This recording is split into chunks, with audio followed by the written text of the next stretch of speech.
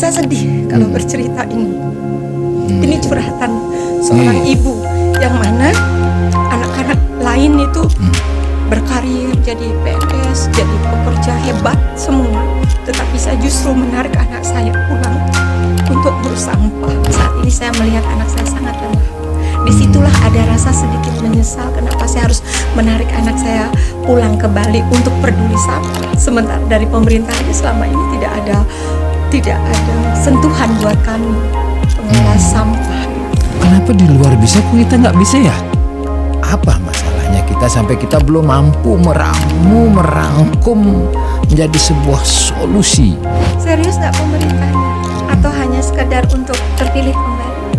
Beberapa saat lalu ada orang hebat datang ke ACS. Ternyata cuma mulut aja gede. Oh saya kan gini, oh saya kan gini. Ternyata besoknya ada yang nanya, oh saya tadi datang ke ACS. Hah? ACS itu apa? Di mana? G-Talk, bicara penting bicara.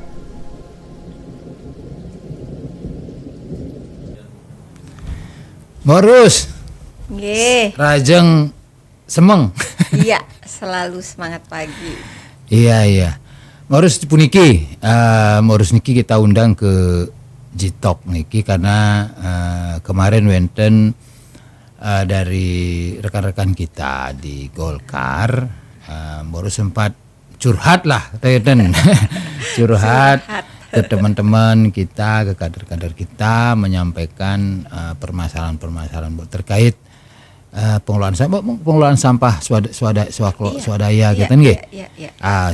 Pengelolaan sampah swadaya. Nah, coba ceritakan dikit apa yang Mbok kerjakan niku, coba. Di awal hanya kegilaan. Hanya kegilaan tiang yang bisa mengantarkan saya duduk di sini, di kursi ini. Ini kursi orang-orang penting nih Gus. Ya. Saya bukan siapa-siapa, tapi saya merasa ikut penting jadinya untuk berbicara di sini. G-Talk-nya luar biasa. Terima kasih atas undangannya. Curhatan saya sama kakak-kakak, sama senior-senior, karena kakak yang tahu adiknya bergerak di mana dan ngapain aktivitasnya gitu. Akhirnya tiang bercerita. Gitu, dan adalah curhatan sampai saya harus bicara di sini, gitu kan. Ya boleh setahun ini tiang berusaha untuk memenuhi panggilan hati, memenuhi panggilan jiwa, karena selama ini saya tuh selalu berpikir bersih gitu. Tidak cukup hanya untuk diri, tetapi saya lebih ingin berbuat skala yang lebih besar, yaitu untuk bersih lingkungan, gitu. Sampai akhirnya ada di sebuah yayasan penggiat sosial, pemerhati lingkungan, gitu. Yang mana akhirnya saya sama anak ya membangun sebuah yayasan sendiri, yaitu Yayasan Amara Cinta Semesta. Amara Cinta Semesta. Amara Cinta Semesta itu napi bergerak di apa? Iya, Amara dulu. Amara itu adalah bagian dari seorang perempuan, perempuan yang berhati mulia, yang cinta dengan semesta. Gitu. Nah itu Amara itu bagian dari pemberian dari anak saya, anak tiang. Udah ini mama yang membangun yayasan ini, jadi udah Amara itu sosok perempuan gitu. Jadi itu akan melekat dalam perjalanan ke depannya, yang kita tahu, kita tidak pernah tahu ya. Kita tidak akan pernah tahu kapan Amara ini akan menghadap yang kuasa gitu. Tapi at least Amaranya tetap ada. Mamahnya nggak ada, tapi Amaranya tetap ada gitu. Anak tiang tuh yang mengasih nama Amara. Jadi Amara Cinta Semesta ACS bergerak di bidang lingkungan. Bergerak di bidang lingkungan, yang mana pada akhirnya dikembangkan dalam satu unit usaha yang memang benar-benar bergerak di lingkungan dengan mengambil sampah di beberapa teman-teman anak-anak tiang gitu ya, yang ada di Bali, untuk yuk kita maksimalkan yuk ini untuk pengelolaan sampah gitu. Jangan asal diambil terus dibuang, asal diambil dan dibuang gitu. Konsep awalnya dari awal ACS ini berdiri itu adalah proses pemilahan gitu. Pemilahan sampah. Dan banyak juga yang dibilang kita tolol, dibilang kita bodoh, ngapain harus dipilah, buang aja kan lu tinggal ngambil duit aja. Enggak, kita tidak mau seperti itu. Jadi yang awal tuh sampah, yang namanya sampah itu kan kumpulan.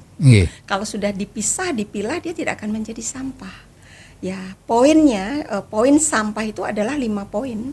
Itu ada organiknya, ada logamnya, ada kertasnya, ada kacanya, ada residunya. Nah itu, tatkala kaca kembali ke kaca, kertas kembali ke kertas, plastik kembali ke plastik, itu nggak akan ada apa, yang tertinggal hanya residu, yang mana dari pemerintah juga kan sudah ada aturan kalau pemerintah akan menerima residunya gitu kan, residu yang kita bawa selama ini ke TPA Suwung gitu. Residu dari 5 unsur tadi itu. Iya, yang itu yang benar-benar sudah tidak bisa diapa-apakan gitu, sudah tidak bermanfaat gitu kan. Jadi tidak ada manfaatnya, ya udah itu adalah kategori residu. Nah, yang mana sebenarnya kami ACS juga sudah menyiapkan fasilitas insinerator. Insinerator yang sudah ada SNI-nya, yang sudah uji emisinya, yang sudah tidak ada asapnya, ya tetap ada aturan kembali dari pemerintah kalau insinerator tidak boleh dioperasikan.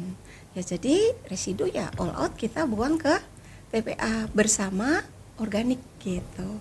Nah, yang jadi kendala sekarang organiknya terlepas dari ACS sudah ada juga budidaya maggot, dan kita juga sudah bekerja sama Magifam yang memang secara khusus untuk budidaya maggot gitu. Cuman kan kapasitas sampah organik yang kita dapatkan dari klien itu tidak 1, 2, 3 ember, tidak 4, 5 kilo, 10 kilo. Ini kan ada tonasenya per hari gitu. Mungkin Mbak ceritakan lebih detail lagi terkait mekanisme pengelolaan sampah di ACS itu, dari awal terus berapa sehari sampah jenis ini dan sebagainya, kemudian masalah armada dan sebagainya, yang tata kelola yang Mbak lakukan saat ini di ACS itu seperti apa? Oke, kita berproses dalam 1 tahun belakangan ini ya. Kami tuh awalnya tuh sistem mencoba dan ada sampai di titik ini tidak semudah membalikkan telapak tangan gitu ya. Apalagi kita yang tidak, memang basically kita bukan orang sampah, dalam artian kita tidak ada knowledge tentang persampahan, yang hanya punya modal tekad, punya keinginan untuk bagaimana kita bermanfaat. Yang lebih di sini itu adalah saya sendiri sih sebenarnya yang punya keinginan seperti itu dan minta support dari anak gitu. Setidaknya di usia saya yang sudah setengah abad lewat gitu, setidaknya lah bermanfaat untuk lingkungan, kalaupun dalam skala kecil dulu gitu ya, dalam skala kecil, siapa tahu nanti itu bisa berkembang dan kita lebih banyak bisa membantu menyelesaikan masalah sampah yang notabene memang sampah ini memang masalah gitu kan. Nah terus akhirnya prosesnya itu ya kembali, garda yang terdepan di ACS itu adalah anak kandung saya. Yang selama ini dia adalah seorang entertainment ya, berkarir di Jakarta.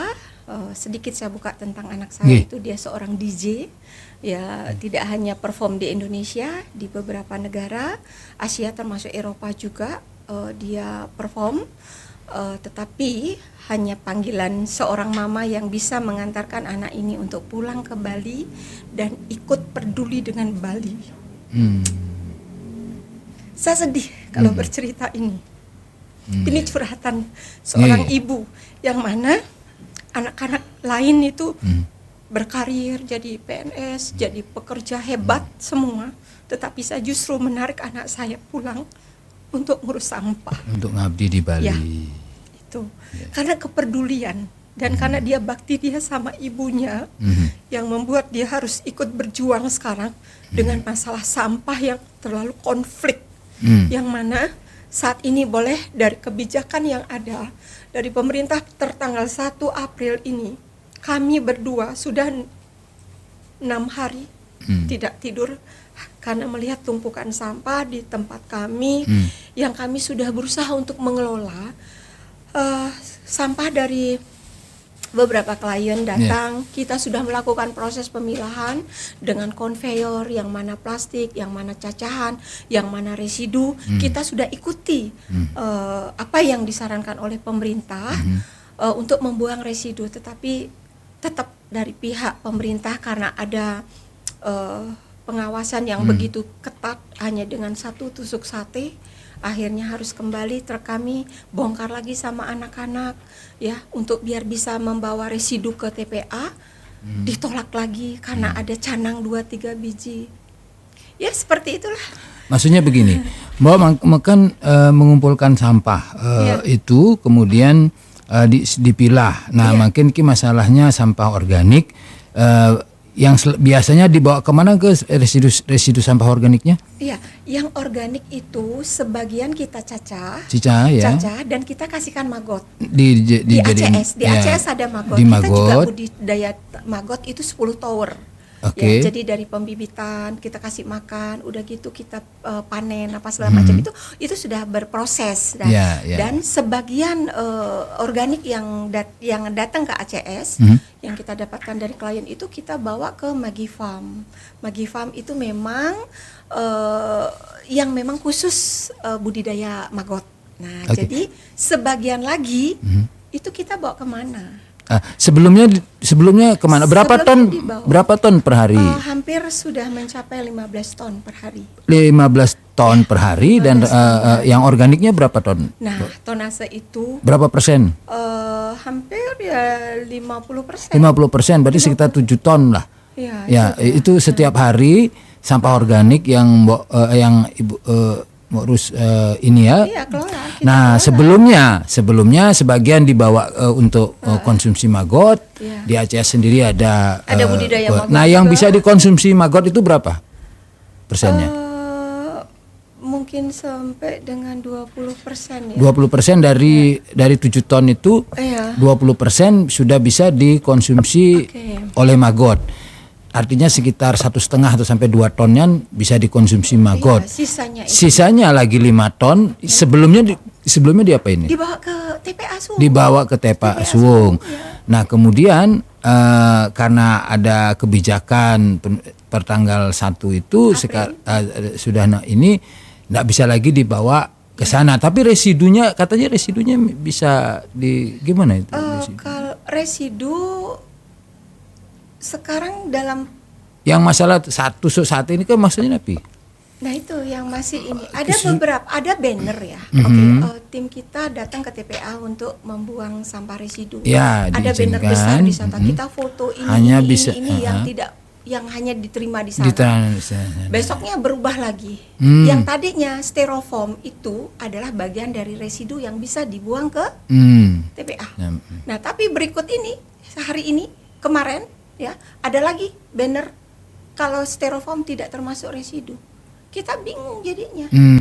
Kita bingung. Dan sekarang residu-residu itu termasuk residu organiknya terkumpul masih menumpuk di tempat ACS. Di ACS. Nah, itu yang bikin stres kita. Pusing kita. Karena apa? Itu berapa truk gitu? Aduh. berapa ton sudah terkumpul? Ya, lumayan. Jadi setengah dari tempat kami sudah terpenuhi oleh sampah dan kami juga masih bingung mau cari solusi yang baru saja kita obrolin sama anak saya. Kita harus mencari satu lokasi untuk bagaimana bisa ini di organiknya ini dulu yang dikelola untuk menjadi kompos. Ini kan bau itu ya? Iya, bau. Sampah itu kan identik dengan bau.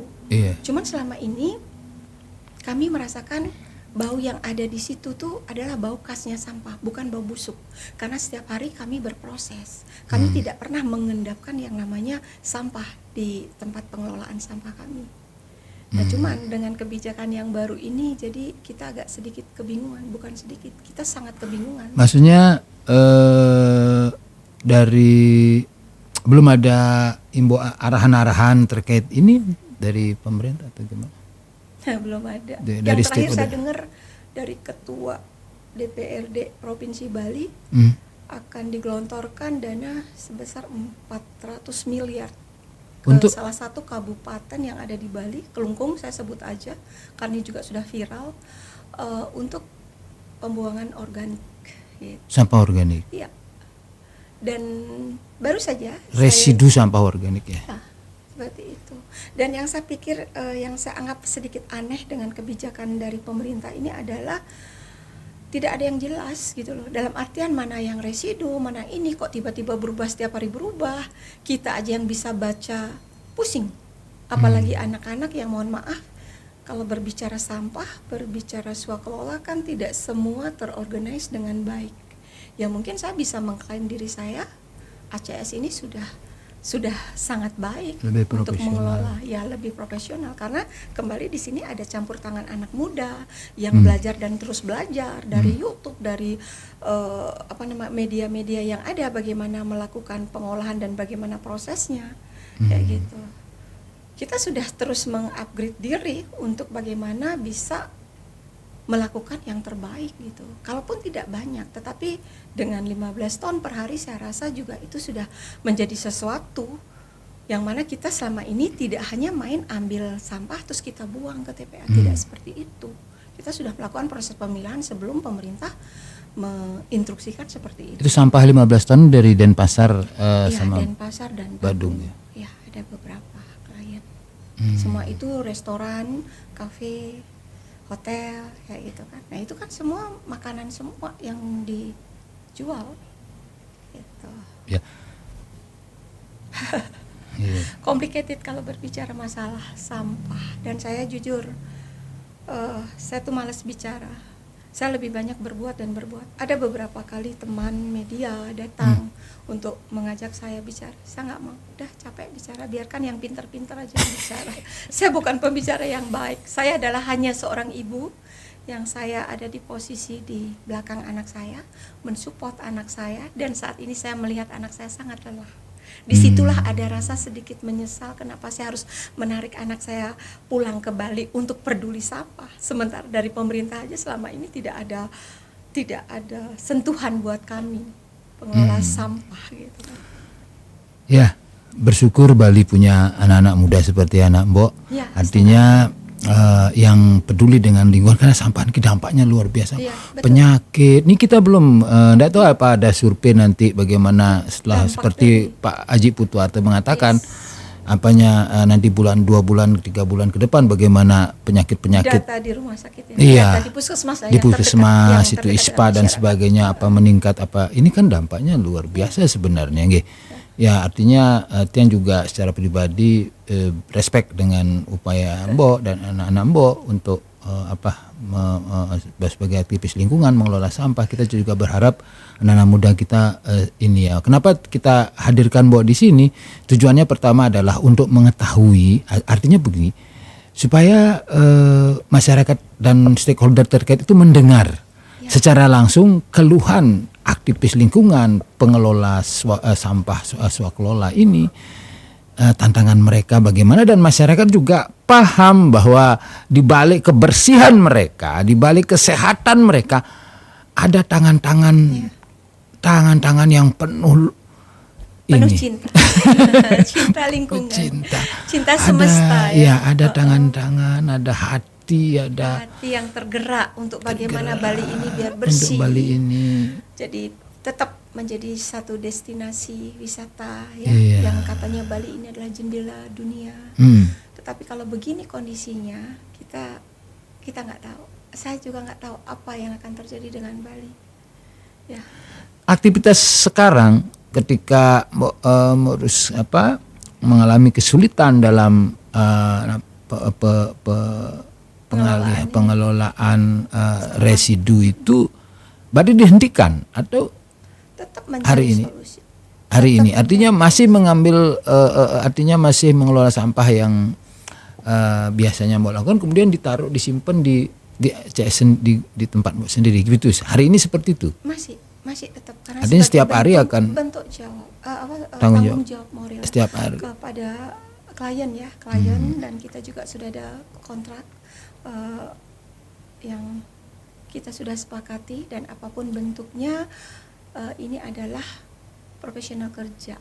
Dan kami dari ACS hanya mencoba untuk berkomunikasi dengan pihak klien untuk yuk bantu pilah yang organik sama yang lainnya gitu kan, jangan dicampur, kayak makanan itu jangan dicampur gitu. Dan akhirnya sekarang kita investasi lagi untuk penyediaan tong, penyediaan ember yang kita bagikan ke restoran-restoran untuk yang benyek-benyek itu yuk taruh di sini, yuk kita taruh di sini gitu, jangan dicampur, jangan pakai trash bag karena trash bag itu kan pecah dan meluber yang lain. Karena sampah organik itu kan tidak hanya organik yang dalam bentuk becek sisa makanan itu kan juga ada organik yang kering kan, tebangan, daun-daun kayak gitu itu kan organik. Tapi kan organik itu ada dua, organik yang basah dan organik yang kering gitu. Jadi jangan dicampur. Jadi kami berusaha lagi untuk mencari gimana caranya ya biar ini, ya udah caranya ya udah kita datang ke klien, kita kasih ember-ember, jadi tolong ini sampai dengan akhirnya yang banyak ini terkumpul gitu. Dan hari ini saya bersyukur ketemu satu produk yang namanya mesin pengolahan limbah organik ya, yang mana organik yang dalam ember itu yang datang dari hotel-hotel, dari restoran tuh tinggal masukkan saja ke mesin itu dan itu sudah keluar dalam bentuk kering berupa kompos. Saya sudah ketemu dan hari ini tadi pagi saya bertemu langsung, saya ketemu barangnya, saya ketemu unitnya dan saya ketemu harganya. Cuman begitu bicara harga dengan teknologi kan itu pengelolaan dengan teknologi, ya kembali saya sebagai swasta itu tidak mampu karena untuk membangun ACS ini juga benar-benar ini adalah dana pribadi dan saya sudah investasi lumayan gitu, lumayan besar angka versi saya yang menurut saya itu angka yang cukup fantastis untuk saya bermain di sampah, yang mana sampai saat ini saya belum menemukan angka profit gitu. Tetapi benefit banyak gitu. Semakin berkutat dengan sampah, semakin besar rasa syukur saya kepada Sang Pencipta. Saya bersyukur saya punya anak yang punya hati cinta, itu yang selalu saya banggakan dan saya membuat saya kuat. Ya, saya tidak hanya sekedar ngomong, saya ikut sama anak-anak, sama tim ACS untuk bagaimana memilah sampah yang ada. Tidak hanya sekedar ngomong aja. Dan beberapa teman-teman anak saya datang yang mereka berpikir ini hanya sebuah gimmicknya si Ajung Skemi ya, wah hanya gimmick, hanya konten apa segala macem gitu, datang ke ACS dan melihat bagaimana kami berproses di situ. Teman-teman, oh iya ternyata benar, ya inilah yang kami kerjakan, tidak hanya sebatas buat konten. Dan akhirnya apa? Kami menutup, udah nggak usah konten di sini, nggak butuh. Yang butuh kasih duit, kasih support ACS, kasih bantuan ACS. Kalaupun itu hanya sekedar nasi bungkus buat ACS, buat berbagi sama anak-anak kami. Kayak gitu. Kemarin ada relawan Indonesia datang dengan 25 nasi bungkus. Terlepas dari kami memang sudah menyiapkan anak-anak makan siang. Makan siang gratis gitu. Berapa orang anak-anak? Sampai saat ini ada sekitar 55 orang. 55 orang. 55 orang dan itu semua dibayar UMR.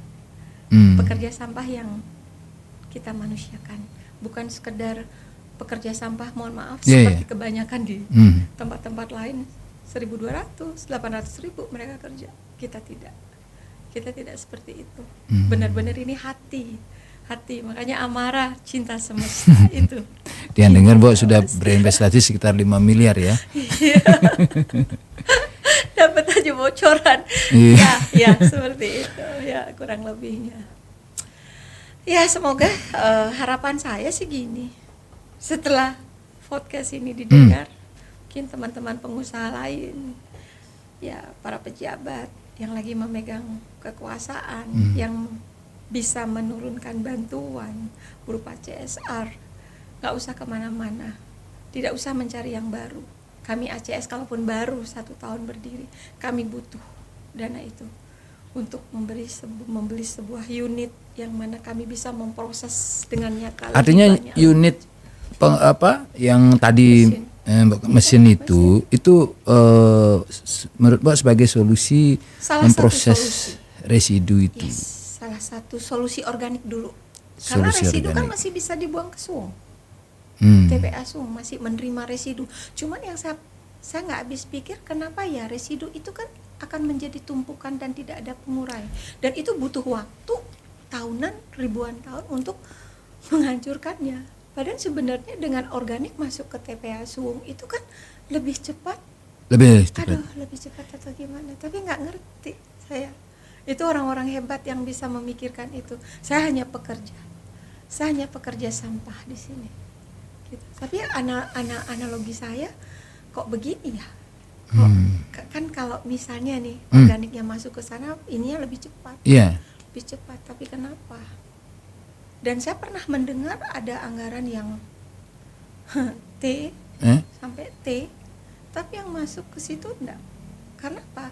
Beberapa kali saya punya armada truk membuang residu ke TPA Sung, truk saya bubuk aing. Maksudnya? Truknya tidur karena jalanannya udah hancur pada saat musim hujan tuh kita nangis loh. Nangis. Nggak heran kalau truk-truk yang ada di truk-truk sampah yang ada di Bali ini udah nggak ada bentuk. Iya ya. Iya. Saya punya armada 2. Itu foto pertama kita sebelum memulai tahun lalu. Itu ganteng, gagah, keren hari banget. Ini. Apalagi anak muda yang ada di Aceh itu harus keren mah harus ini. Tapi begitu masuk ke TPA Sung hancur, nggak ada bentuk. Nggak ada bentuk. Dan itu biaya ininya tinggi banget. Perawatannya. Karena lumpur jadi rimnya lah, jadi asnya lah dan aduh gila banget. Pengelolaan sampah seperti ini nggih. Maksudnya ada beberapa, mungkin tidak Mbok sendiri tapi ada beberapa rekan teman-teman yang juga swakelola seperti itu. Nah, yang selama Mbok ketahui ada ini apa kayak stimulan dari pemerintah untuk apa, misalnya subsidi apa truknya mungkin diapain, apa di servis atau apa? Kayaknya belum ada. Semua benar-benar mandiri. Yang saya tahu dari awal kenapa sampai orang-orang ngatain saya bodoh, ya karena saya tidak mengikuti jejak mereka. Saya ambil uang, saya ambil bayaran dari klien, naik ke truk udah langsung buang ke TPA. Saya tidak melakukan hal itu. Saya ingin mengurangi beban TPA dengan cara saya mengelola, bukan TPA tempat pembuangan akhir. Ini tempat pengelolaan akhir. Mana yang emang benar-benar udah nggak bisa, baru kita buang ke sana. Jadi beban TPA tidak penuh gitu loh. Ngapain kamu bayar orang gini? Ya karena memang ini yang benar gitu. Kenapa? Mohon maaf, tidak bermaksud untuk membandingkan, tapi boleh juga kalau itu bagus untuk sebuah perbandingan gitu kan ya. Kebetulan saya beberapa kali bepergian keluar dan sempat menetap juga di Melbourne, di New Zealand ya itu. Jadi melihat pemerintah di sana untuk mengelola sampah dan masyarakatnya itu luar biasa. Sampai dengan sampah yang mau dibuang aja dicuci dulu, dan saya lakukan itu. Jadi nggak ada yang bekas kantong lumpur, sambal gitu tuh. Sambal itu tuh itu harus dibersihkan dulu di sink, baru dibuang ke trash bag, baru ada angkut gitu. Bukan main sambal masih blenyek begitu, minyak masih blenyek gitu, main buang-buang gitu. Makanya ya agak berbeda, dan memang sih harusnya mencontoh. Apa tujuannya dicuci dulu itu? Untuk biar bersih sampahnya. Jadi proses untuk kan masuk ke pengolahan pemerintah luar itu kan sampahnya bersih, jadi cepat bisa didaur ulang atau dijadikan fungsi apa, lebih bermanfaat produknya. Ini udah becek-benyek nggak jelas begitu bentuknya, mau diapain? Jadi itu butuh proses yang lebih effort lagi untuk membuat untuk proses buat plastik daur ulang lah atau apalah gitu. Harus proses pencucian. Kalau saja semua mau ya masyarakat itu sebelum buang sampah ke tong sampah yang di rumah tangga itu ya dibersihin dulu lah gitu, baru dibuang. Itu lebih enak. Pemulungnya lebih baik gitu. Cuma kadang sedih juga ngelihat pemulung itu. Orang yang menganggap rendah. Iya. Pemulung itu buat saya itu Iya. justru saya banget pingin merangkul mereka gitu loh. Gitu. Bu, kenapa di luar bisa kok kita nggak bisa ya? Atau paling tidak belum bisa ya? Gus, Apa masalahnya Niki? keseriusan ya. Serius nggak? Serius nggak pemerintahnya? Atau hanya sekedar untuk terpilih kembali atau gimana ya? Itu kan nggak ini juga. Serius nggak pemerintah? Kalau saya serius, Gus. Saya serius. Kami ACS serius. Kami serius mengelola sampah. Dan sebenarnya nggak ada masalah, Gus. Dengan proses pemilahan yang kami lakukan, sebenarnya sampah tidak masalah, Gus. Tetapi kan tidak semuanya harus kita. Pemerintah dong ambil sebagian. 5 komponen yang dinyatakan sebagai sampah kita melakukan, kita swasta, mandiri, kita sudah melakukan proses pemilahan. 1 saja, 2 poin saja, kan 3/4-nya udah diambil sama swasta. Ini residu sama organiknya ini, ayo dong, kan pemerintah punya duit, anggaran-anggaran punya kan anggaran. gede. Iya, kalau kita kalau kita mandiri kan harus gadein rumah, gadein mobil untuk dapat duit, dan akhirnya kita beli apa gitu untuk nambah fasilitas, untuk nambah biar bisa lebih maksimal aja deh. Terus gimana dong? Ya udah, gadein apa? Terus dapat apa? Belum. Tapi saya yakin, saya punya keyakinan suatu hari nanti kita. Tadi sebelumnya kan sempat Haji Butuharto juga mengatakan bahwa kita belum serius nih. Kalau beliau membedah dari struktur APBD bahwa anggaran untuk sampah itu sangat kecil. Ini, nah itu mengindikasi bahwa memang belum serius. Iya. Sekarang kan saya ikutin podcastnya Balinggi ya. Itu anak muda keren banget, banget. Saya ngefans sama Gede Adrian ya. Berani bersuara. Dan di situ ada satu podcastnya, anggaran sampah minim, anggaran komunikasi yang gila ya Gus ya. Tetapi masih ada juga miskomunikasi gitu kan. Ini keren banget ya. Cobalah yuk, setengah dari anggaran komunikasi fokus dulu ke ini yuk. Kita selamatkan dulu lah yang di depan mata. Komunikasi juga kan sudah ada provider ya, jadi bisalah memanfaatkan provider yang ada dengan media-media ini gitu kan. WhatsApp apa gimana gitu kan. Komunikasi kalau misalnya yang dikomunikasikan itu juga bagus, artinya masalah seperti ini kita sampah dan sebagainya. Ya ini tapi faktanya bahwa terjadi kebuntuan dalam komunikasi. Jadi nggak usah komunikasi itu. Kalau gitu kerja aja. Iya. Kalau saya mah kerja aja Gus. Iya. Artinya oke lah masalah sampah Niki. Misalnya seperti ini. Ini kan enggak juga masalah. Memang yang bertanggung jawab terhadap itu semua tentu pemerintah kan. Karena dia punya anggaran, punya APBD, kewenangan untuk mengatur itu semua kan gitu. Nah, jadi memang ini tanggung jawab bersama, tetapi pemerintah punya itu semua. Harus terdepan kewenangan pemerintah di untuk sini. Mengatur itu kan. Nah, tinggal kemudian kita punya akademisi, punya orang-orang cerdas di Bali, tidak kurang orang cerdas sebenarnya. Dan apa masalahnya kita sampai kita belum mampu merangkum menjadi sebuah solusi. Ini kalau enggak artinya setahun ini kalau misalnya tidak ada ancaman pidana dan sebagainya, mungkin juga akhirnya tidak seperti ini. Padahal ini sudah terjadi puluhan tahun. Nah, artinya dan banyak contoh Singapura semua bisa melakukan kebersihan ini. Artinya kebersihan lingkungan ini kan bukan karena kita terancam, harusnya kan memang menjadi kebutuhan. Kewajiban untuk menjaga. Sekarang kita lihat sungai-sungai sudah mulai sampah. Kan artinya apa ya? Masyarakat dihimbau, masyarakat dikasih aturan, masyarakat beberapa memenuhi melakukan ya apa yang sudah diarahkan oleh pemerintah, tapi ujug-ujug tercampur kembali gitu kan ya. Nah, masyarakat sepertinya nih, saya nggak tahu hitungan hari atau kayaknya hitungan hari nih Gus, akan ada sesuatu nih di Bali terkait dengan sampah. Bengambul masyarakat Bali nih Gus. Menurut Mbak begitu ya hitungan hari? Ngambul nih, hitungan hari nih kayaknya ada sesuatu nih sama Bali nih. Mohon maaf, saya bukan paranormal, tetapi feeling saya karena apa? Anak saya aja yang sebegini kuatnya saya arahkan gitu ya. Arahkan, tetapi dengan gempuran sampah yang begini tidak ada solusi.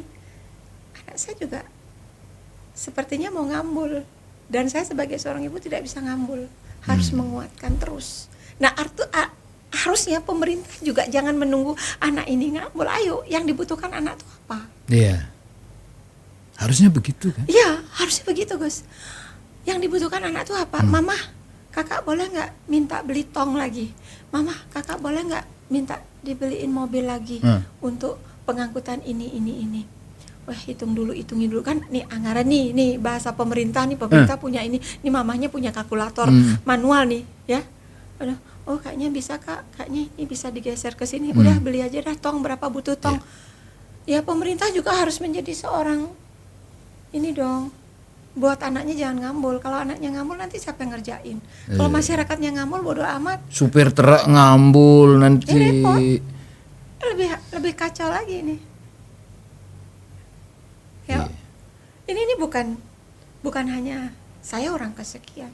Ini petinggi-petinggi, pejabat, pemerhati lingkungan yang lain sudah mungkin duduk berbicara tentang sampah.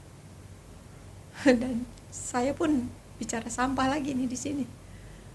Males Gus ngomong ke sampah Gus, udah jalanin aja, kerjain aja semampunya aja gitu, sampai menunggu benar-benar ada yang peduli sama sampah, peduli sama ACS deh. Yuk support ACS yuk, nggak akan sia-sia kok. Kami benar-benar bekerja dengan hati. Ya moga-moga diskusi kita niki didengar gitu. Didengar sama stakeholder,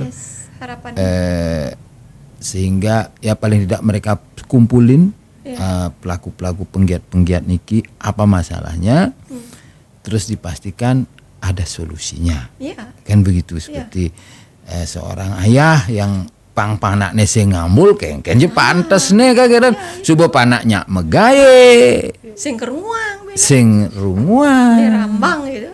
Rambang bagian dongkang gitu. Akhirnya apa? Hancur. Kita akan hancur. Tetapi tatkala ada anak yang mau ya dan benar-benar fokus untuk mau mengurusin sampah ini, harusnya mendapat perhatian. Dan beberapa saat lalu ada orang hebat datang ke ACS. Ternyata cuman mulut aja gede. Oh saya kan gini. Ternyata besoknya ada yang nanya, oh saya tadi datang ke ACS. Hah? ACS itu apa? Di mana? Maaf ya Gus. Apa? Lu kesini udah lihat kita berproses seperti ini, lu katain kita hebat, berhati mulia, tapi di belakang lu nggak ngapa-ngapain, nggak capek pada kunjungan terus, kunjungan sana, kunjungan kesini, itu anggaran kan yang dipakai, tapi nggak ngapa-ngapain, dah kayak gini ya. Ingat, jabatan itu sementara. Karma. Mbak, kalau Mbak sebagai otoritas nih, punya kewenangan terhadap masalah sampah ini, apa yang Mbak lakukan? Fokus dulu, fokus dan serius tangani sampah. Program-program yang ada boleh ada perbaikan apa gitu kan, buat gedung berlantai mewah, bermarmer apa segala macam. Udah tahan dulu yuk gedungnya yuk, udah fokus ini dulu sampah, terlepas dari infrastruktur ya, karena kan juga infrastruktur itu juga lagi benar-benar